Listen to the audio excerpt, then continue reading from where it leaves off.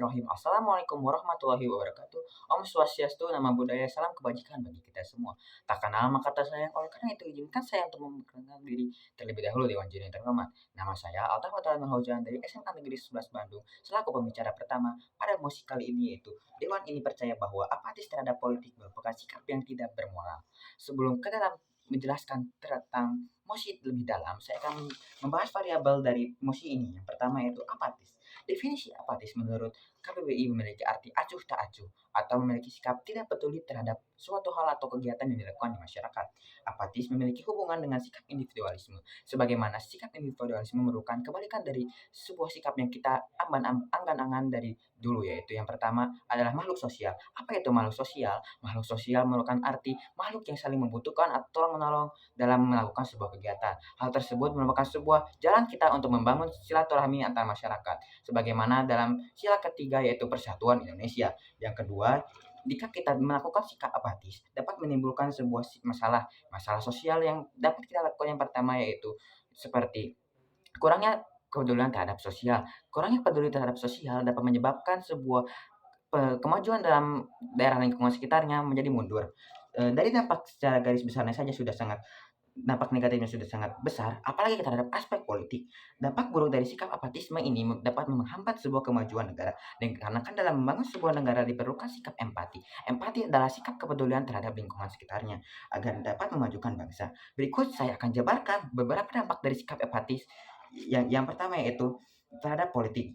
Pertama, tidak mau tahu tentang lingkungan sekitar, maaf. Tidak tahu tentang lingkungan sekitar membuat lingkungan sekitarnya menjadi kurangnya ada kepedulian atau jadi dapat tidak maju dalam kemajuan. Yang kedua, kurangnya antusiasme dalam pemilihan negara. Jika kita tidak memiliki sikap antusiasme, maka kita tidak dapat memilih sebuah pemimpin yang kita harapkan. Dikarenakan dalam memajukan bangsa diperlukan sebuah pemimpin yang diharapkan oleh kita agar dapat ketika kita menyampaikan sebuah aspirasi dapat berjalan dengan baik.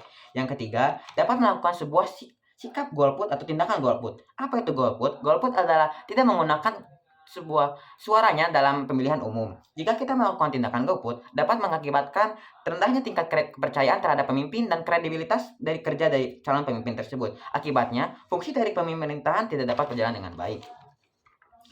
Seharusnya, sikap yang kita lakukan sebagai generasi sekarang yang pertama yaitu kita harus membangun rasa tanggung jawab. Rasa tanggung jawab yang kita pegang dapat memajukan sebuah bangsa dengan cara seperti memberikan sebuah aspirasi. Itu merupakan sebuah hal yang kecil tapi berdampak besar untuk pemerintahan. Dengan cara kita memberikan sebuah aspirasi, pemerintah dapat mendapatkan sebuah gambaran untuk memajukan bangsanya mereka. Yang kedua yaitu memberikan sebuah kritik. Kritik yang harus kita berikan juga harus memiliki sebuah kriteria. Yang pertama yaitu memiliki isi bobot yang jelas sehingga dalam penyampaian kritiknya dapat diterima oleh pemerintah dengan baik, dan dua juga tidak dan boleh memiliki sebuah kalimat-kalimat negatif apalagi menyerang terhadap suatu golongan.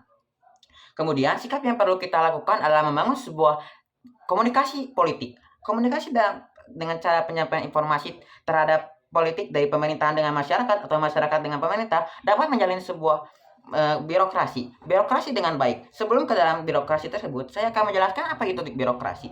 Birokrasi memiliki arti yaitu sebuah tipe organisasi yang dijalankan pemerintahan modern dengan menjalankan sistem khususnya dengan cara pemerintahan yang modern. Oleh karena itu, dalam sebuah administrasi jika berjalan dengan baik, pengelolaan dalam pengelolaan negara dapat dijalankan dengan lancar.